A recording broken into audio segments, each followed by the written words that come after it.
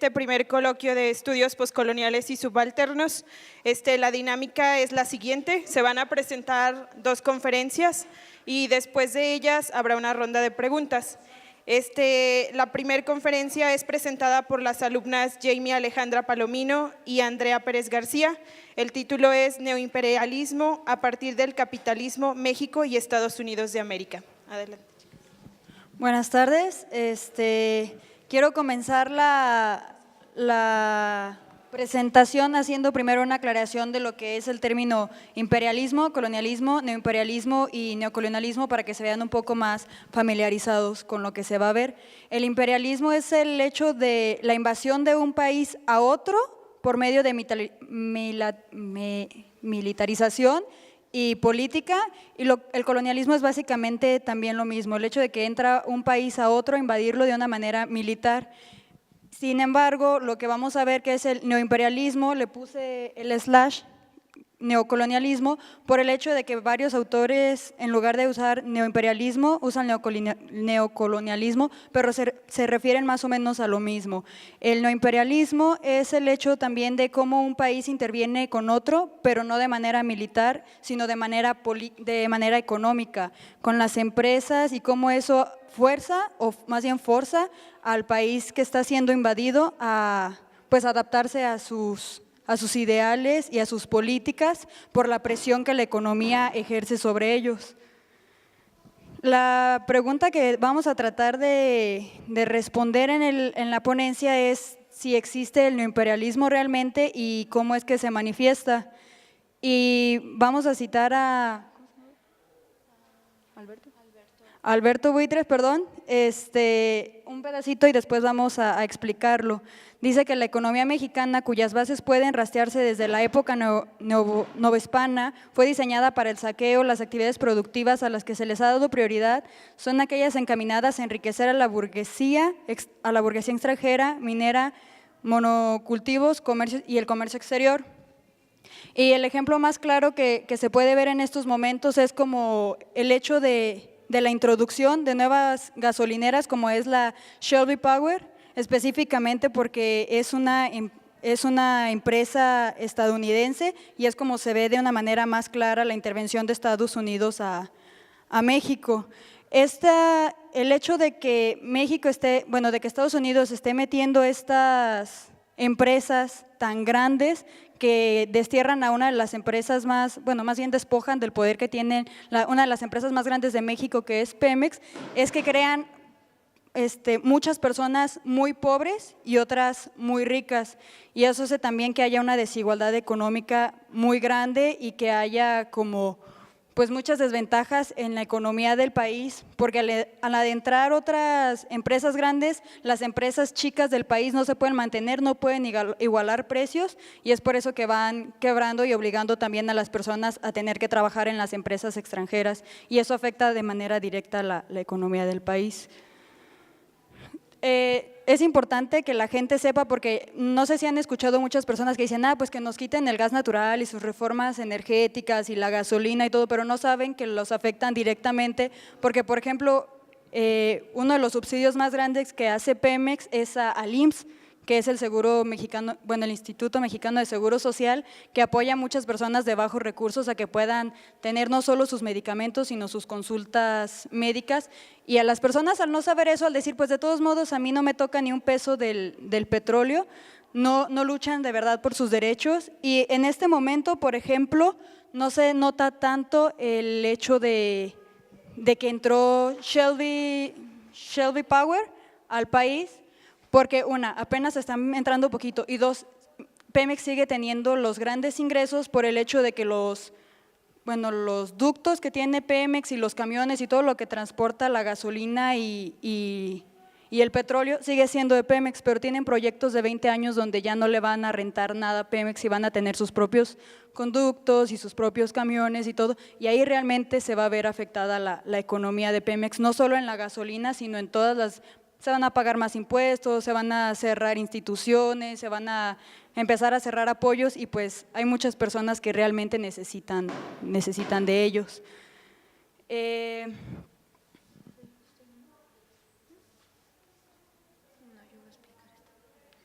Bueno, el imperialismo es algo que realmente existe y se ha demostrado cómo los países en Latinoamérica no se han visto no solo se han visto influenciados por Estados Unidos y países europeos, sino también han sido invadidos, no de una manera militar, como ya lo dije, sino de económica, introduciendo sus productos y empresas en países menos desarrollados, provocando que estos países no puedan igualar los precios a la industria extranjera, y el no poder producir se convierten en países manufactureros. Como ya lo había dicho, las empresas extranjeras, como bien puede ser Oxxo, bien puede ser Walmart, empiezan a introducirse al país y a adueñarse de lo que es el país, y provocan también que muchas empresas pequeñas o tiendas chiquitas tengan que ir cerrando por la presión de la economía, que no pueden igualar los precios a esas tiendas, y también se convierten en un país manufacturero por el hecho de que, por ejemplo, la televisión todos sabemos que fue una idea de un mexicano, pero ¿mande?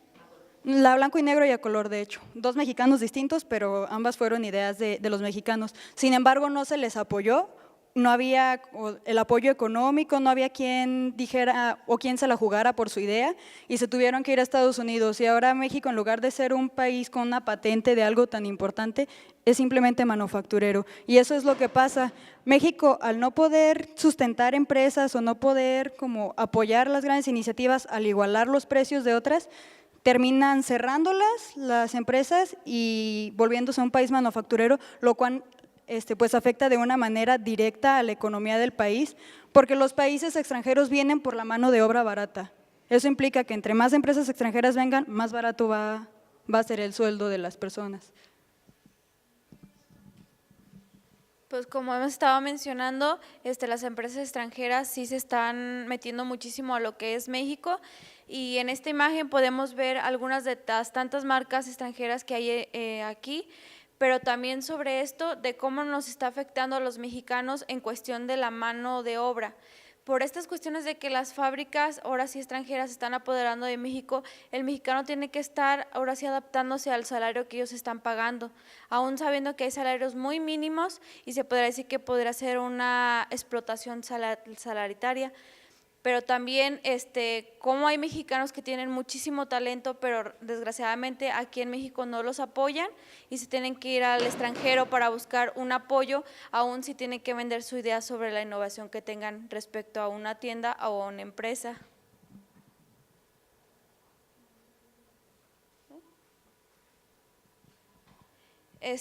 También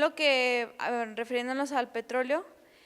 sabemos que los recursos naturales ahorita son muy, pues ahora sí, peleados, más que nada por el extranjero, el interés en la cuestión del petróleo, como ya antes mencionado, y pues, no sé. Bueno, esta imagen se me hizo bastante interesante porque se ve que, bueno, es la bandera estadounidense, representando al país de Estados Unidos, y cómo se está inyectando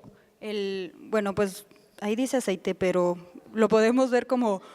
el petróleo, el gas natural, todo eso. Y esto me recuerda al libro que leímos, de hecho, en la materia con la maestra Mar, que se llama Las venas abiertas de Latinoamérica, donde el autor menciona una parte donde dice que la gran ventaja y desventaja que tenía Estados Unidos era que era un país pobre, y al no tener nada que explotar, pues se tuvo que hacer un país emprendedor y tener que desarrollarse el mismo. Pero si lo vemos de la otra manera, la gran ventaja y desventaja de América Latina es que tenía mucha riqueza, y Estados Unidos por eso los está invadiendo de todas las maneras posibles, porque quieren no solo su territorio tal cual, porque pues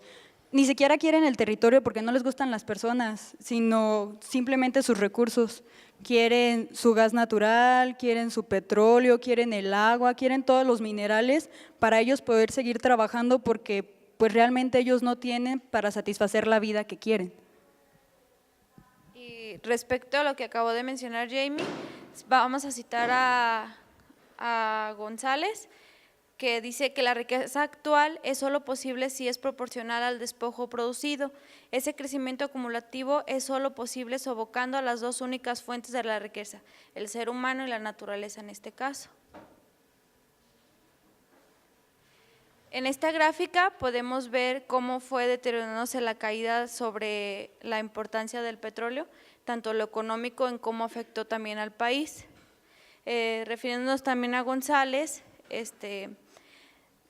nos da un porcentaje desde el 2004 hasta el 2014.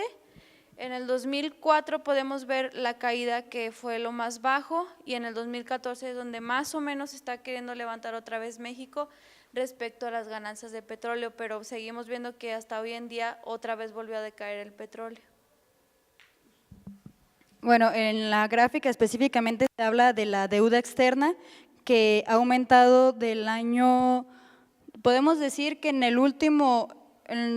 año 2012 para acá, que es lo que ha sido el último sexenio, ha aumentado muchísimo. De hecho, en la revista Forbes se dice que solo del 2012 al 2014 la deuda externa aumentó en un 20%. O sea que estamos mucho más endeudados y aquí se refleja cómo realmente sí involucra la economía de las personas, porque puedes decir, ya debíamos, pero en realidad es algo que estamos pagando con nuestros impuestos y que cada vez se ponen más impuestos y el salario mínimo sigue igual. Además de que,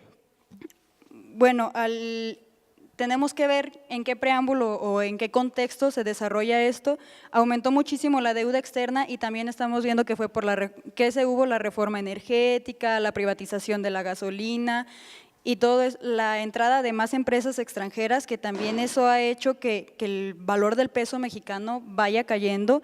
y tenga que depender más de la economía de los países externos que de la propia.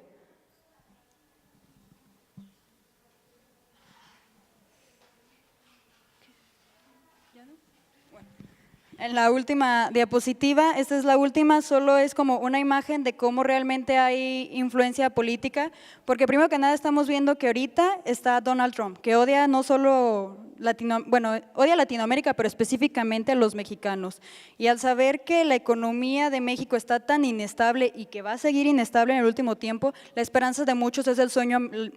americano, y él lo nota y él lo sabe y él aún así quiere seguir pues teniendo lo mejor de México e ir sacando lo peor, que para él lo peor son las personas. Entonces ha tenido influencia política porque se han comenzado a tomar pues decisiones políticas en ambos países, por ejemplo la militarización de la frontera y la construcción del muro, que él va con todo de que de verdad se va a hacer, y es por eso que la influencia política aún sigue, bueno, pues se nota que pasa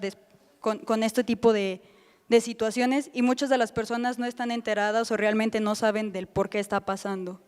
Y pues creo que con eso se termina un poco muy leve lo que es el neoimperialismo entre Estados Unidos y México, y no solo con México, con toda Latinoamérica. Y pues ya, gracias.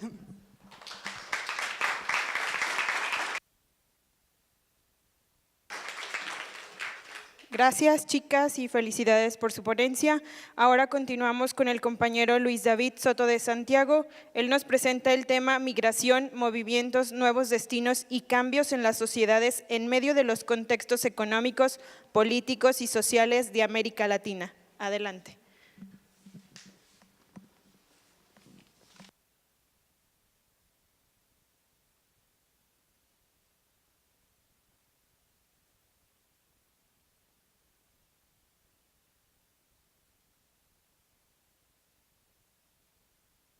Perdón. Hola, buenas tardes. Muchas gracias por estar aquí todos y ser partícipe de este evento de los estudiantes de Humanidades, de Estudios Postcoloniales y Subalternos. Yo estoy tratando el tema, o voy a tratar el tema de América Latina, el aspecto migratorio, y más que nada, cuando me refiero a América Latina también estoy incluyendo al país mexicano, puesto que casi siempre consideramos a Latinoamérica y a México todavía parte del norte, pero también voy a ahondar un poco en la migración que hay aquí. Por igual, esta exposición son generalidades, no me voy a meter a temas tan concretos, simplemente aspectos muy amplios y generales de lo que sería la migración en el sur de América Latina. Bueno, antes que nada, tenemos que tener en claro que América Latina antes fue más emisora de emigrantes, fue primero más receptora de emigrantes que emisora, es decir que desde la época colonial hasta el siglo XX, mediados, los 50, la Segunda Guerra Mundial, América Latina estaba recibiendo inmigrantes dentro de sus territorios. Durante la colonia y durante el siglo XX, durante el periodo entre guerras, podemos ver la entrada en la guerra franquista, por ejemplo, todos estos jóvenes o intelectuales que se vienen aquí al país mexicano y a diversos lugares de América Latina. Por igual, durante la Segunda Guerra Mundial, judíos o otro tipo de etnias que se vinieron por el conflicto de las guerras. En este caso, pues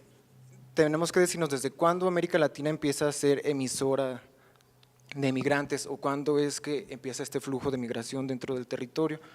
Y esto pues más que nada es a partir de los años 70 en adelante y bueno, como veremos pues después de los 80s y 90s pues es un flujo mucho más grande. Ante ello tenemos que considerar el contexto de la época, es decir, después de la Segunda Guerra Mundial el mundo entra en una tensión donde están las luchas de ideologías, como sabemos en un polo la ideología capitalista norteamericana y del otro la Unión Soviética con el comunismo o lo que serían las izquierdas y las derechas que están constantemente peleando en instaurar modelos políticos, económicos dentro de los países y pues que en este sentido América Latina no se escapó de este contexto de la Guerra Fría. Entonces es muy bueno considerar el contexto en el que nos encontramos de la posguerra, Segunda Guerra Mundial. A lo que voy es de que en América Latina estaban, como ahorita Marcela, si no me equivoco, también comentaba de que había mucho auge o empezó a tener auge la ideología izquierdista, comunista, socialista en América Latina y estaban de alguna forma viendo por los sectores campesinos, por los trabajadores, por hacer la economía un tanto más equitativa, contrario a lo que proclama el capitalismo. En ese sentido, pues podemos hablar de que la hegemonía capitalista norteamericana, como bien fueron los dictadores estudiaron en las escuelas de las Américas, el Proyecto Cóndor, varias instituciones y propagandas de Norteamérica que se instauraron en América Latina, pues ahora sí que a imponer el capitalismo y destruir esas ideologías izquierdistas, socialistas que se estaban. Ante ello, pues podemos ver que los derechos civiles o las manifestaciones de la gente fueron reprimidas, ¿no? Y cualquiera, cualquiera que alzara la voz o estuviera en contra de esta hegemonía capitalista que se imponía, pues llevó a desapariciones físicas, a torturas de los ciudadanos, a exilios. En este sentido, la migración también tiene que considerarse de una forma de exilio, es decir, los obligan a salir de su territorio también para que no se siga desarrollando este tipo de ideología izquierdista. Como tal,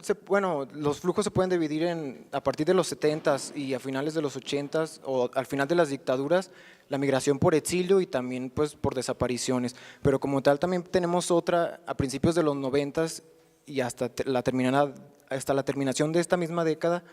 que está más influenciada por la crisis económica o por la entrada de otra ideología también norteamericana o continuación del liberalismo.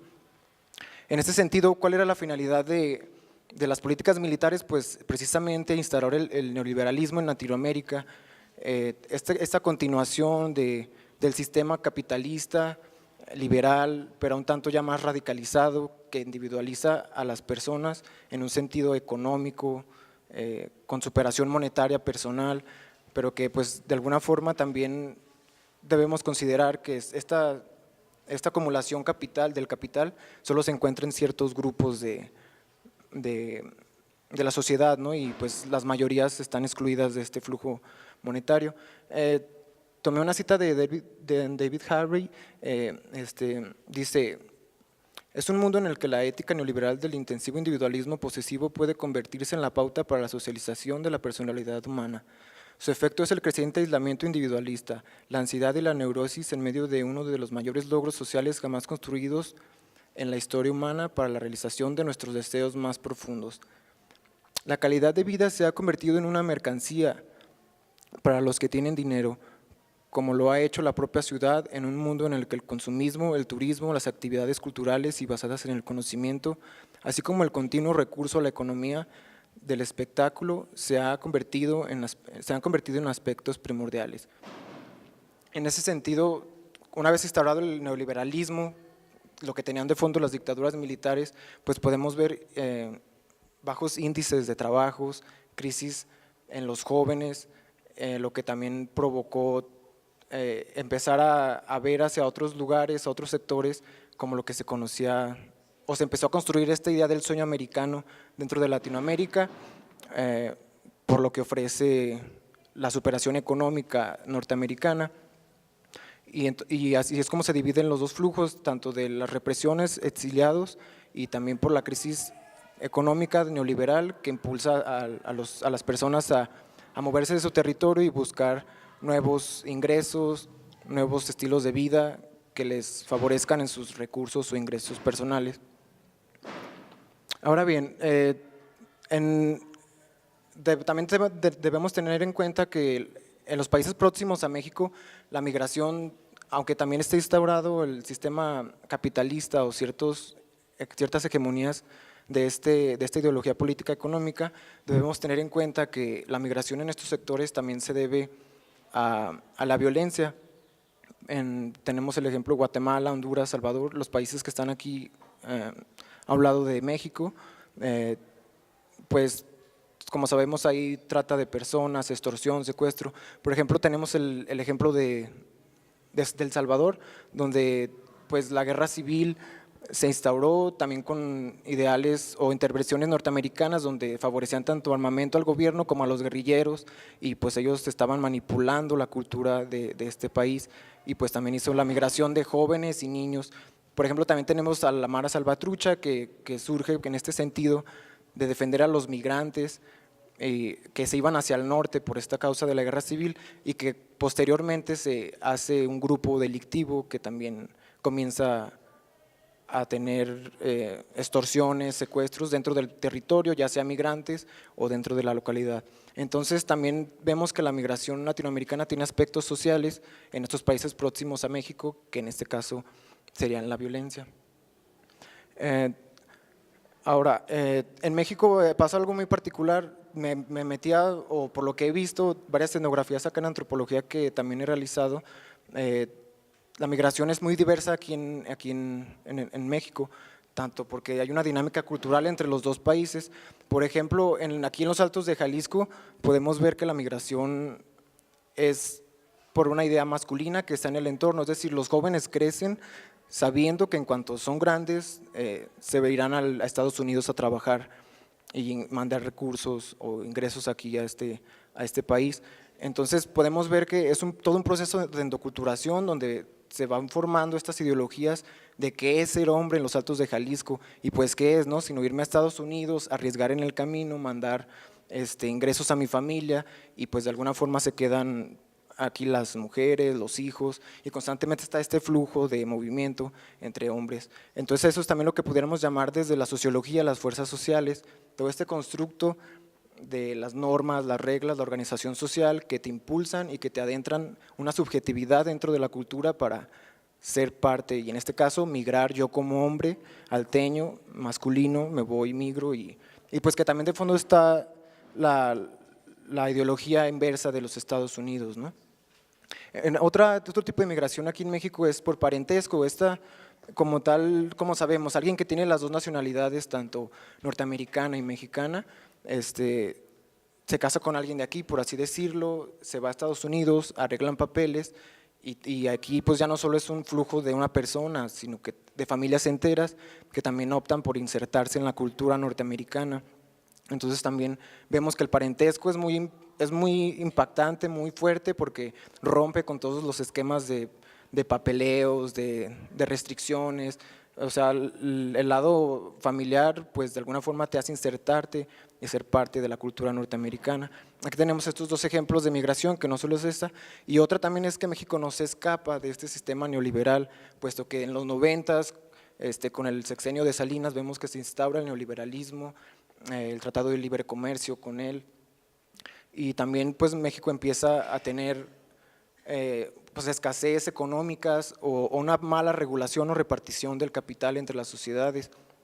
Entonces, algo que proclama el neoliberalismo es: supérate económicamente, individualmente, trabaja, pero también no ofrece tantos medios para realizar eso, es decir, hay ausencia de trabajos, han bajado índices de desempleo, y si los hay, pues son salarios muy bajos, lo que comentaban ahorita las compañeras de las empresas que también son transnacionales, derivadas de este neoliberalismo y globalización, pues son salarios muy mínimos los que se les pagan a los trabajadores de México, y también pues las personas han optado por emigrar o buscar otro tipo de alternativa de vida y mandar ingresos a las familias mexicanas. En ese sentido, pues también podemos decir que hay una invasión cultural norteamericana o un epistemicidio, es decir, ya no vemos tanto nuestra cultura dentro de nuestro entorno, de los parámetros que pudiéramos hacer, sino que hemos introyectado nuestra realización de vida o proyecto de vida en varios ideales que vienen con el neoliberalismo o la superación económica individual, el tener un carro, una casa, consumir tecnologías, unas sociedades que pudiéramos llamar de consumo. En este sentido también México no se escapa, igual que Latinoamérica o el sur de Latinoamérica, del sueño americano, es decir, también aquí se encuentra este anhelo o esta búsqueda del sueño americano que ofrece la superación económica y entrar en la dinámica del consumo.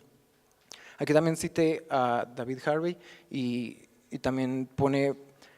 pero las fisuras en el sistema son también muy evidentes. Vivimos en ciudades cada vez más divididas, fragmentadas y proclives al conflicto.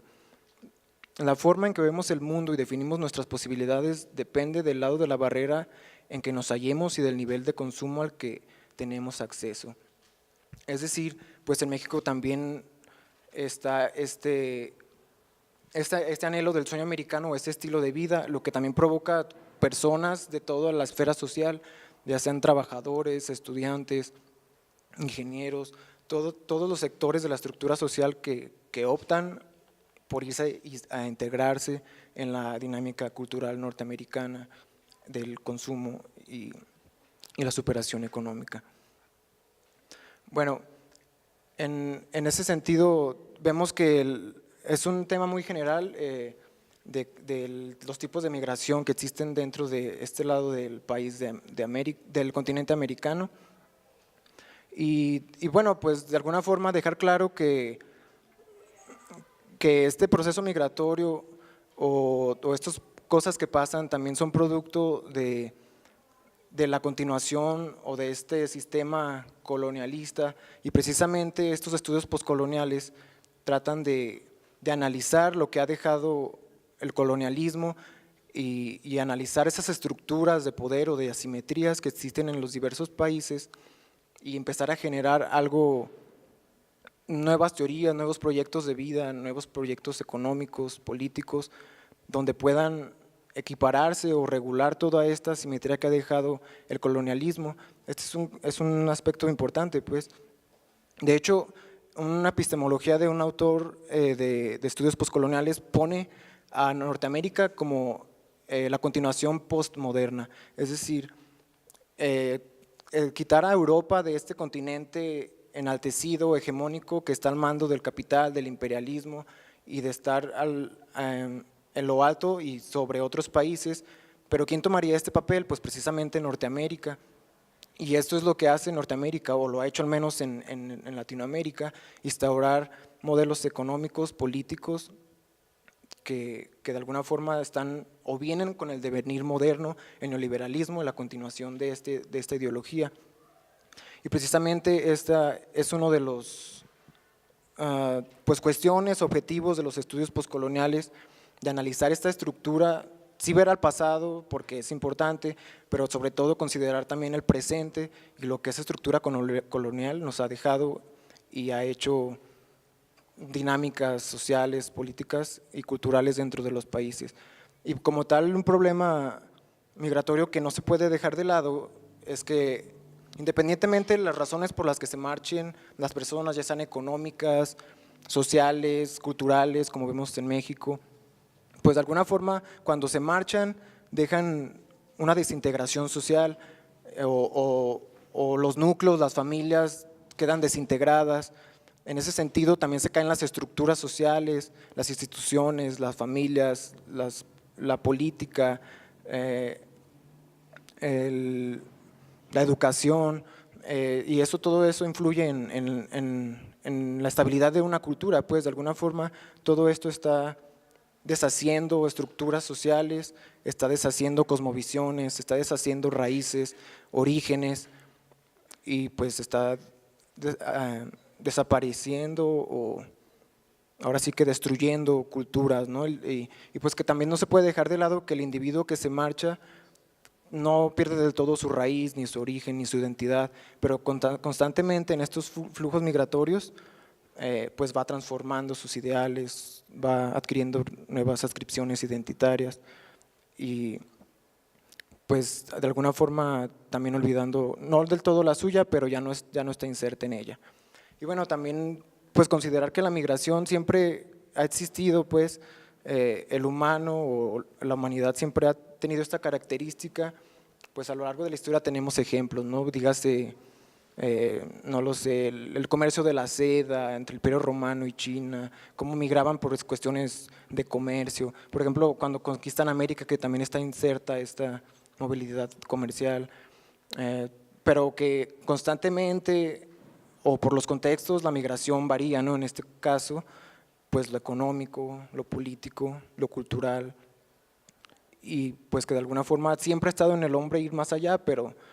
o viajar, estar conociendo nuevos destinos, pero en este caso la migración, el contexto que se trata de Latinoamérica es ese, el de las dictaduras, el del neoliberalismo y el de alguna forma buscar nuevos ingresos y estilos de vida, lo que se conoce como el sueño americano. Y pues prácticamente eso sería todo. Muchas gracias.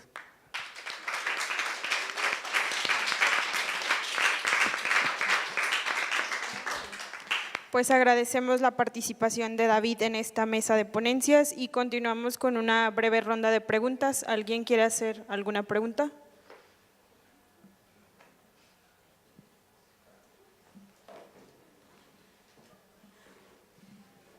Es una pregunta para David un tanto proyectiva. De este análisis genérico que haces acerca de la migración, ¿en cuál te gustaría profundizar y por qué? Bueno, considerando en donde me encuentro, el territorio y porque también lo compartí,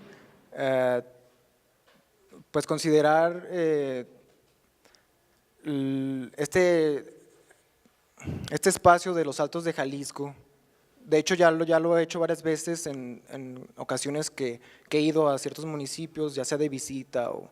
o a visitar a un pariente o conocer, hacer entrevistas, aprovechar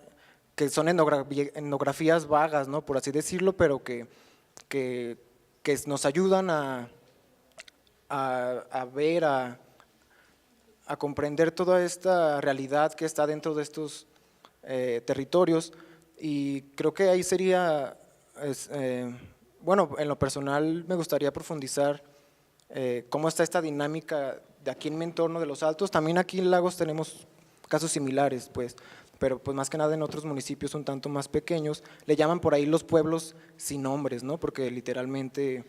pues hay muy pocos hombres debido al flujo migratorio. Entonces sí me gustaría ver cómo hasta la misma cultura mexicana, masculina, no sé si llamarla machista porque pues ya tiene otra corriente teórica el machismo, pero la masculinidad cómo influye para que la migración esté en constante flujo, y con esta dinámica que de fondo también está los ingresos y la superación de vida dentro del territorio norteamericano. Entonces yo en lo personal lo que tengo planeado es concluir esas etnografías que tengo y pues si se puede publicar algo sobre ello. ¿Alguien tiene alguna otra pregunta? Bueno, mi pregunta también es para David. Bueno, más que nada, al principio de tu presentación comentabas que en los periodos de guerras y demás, Latinoamérica, o bueno, voy a ser un poco más específica, México fue un país receptor de manera muy grande de personas migrantes, de personas exiliadas y demás. Y hoy en día conocemos que en México hay mucho migrante. No sé si tengas el dato o qué fue lo que provocó ese cambio, o sea, de ser un país tan receptor, ahora pues que sea la inversa, o sea, que tanta gente mexicana se esté yendo, o sea, sí, o sea, más que nada, ¿qué fue lo que pasó en ese proceso? O sea, ¿por qué las personas empiezan a irse? Sí, o sea, ¿qué fue lo que cambió? O sea, de ser tan receptor al… Sí, precisamente es en la década de los 90s, considerar que siempre la migración o los flujos migratorios entre México y Estados Unidos siempre se han dado, pues, ¿no? O siempre han estado constantes, pero que sí, a partir de la década de los 90s, con la implantación del neoliberalismo aquí, también se puede ver un flujo de los 1999 hasta el 2010, pues un flujo migratorio de México, de los mexicanos que se adscriben o que de alguna forma no tienen tanta inserción económica o recursos dentro del país, puesto que pues, el neoliberalismo también implica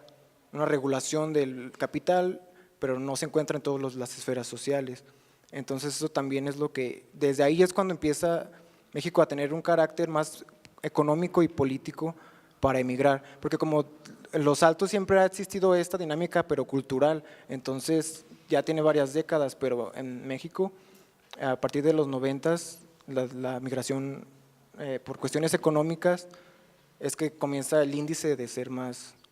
emisor de migrantes en ese sentido. Y ahora, bueno, consideremos que la situación del nacionalismo de Trump, pues también está provocando un regreso, ¿no?, de estos sectores y que bueno, esto ya sería otro tema a tratar, pero también va a tener impactos, ¿no?, en ese sentido. Pero sí, o sea, la respuesta es desde los 90s con la entrada del neoliberalismo con Salinas. Gracias.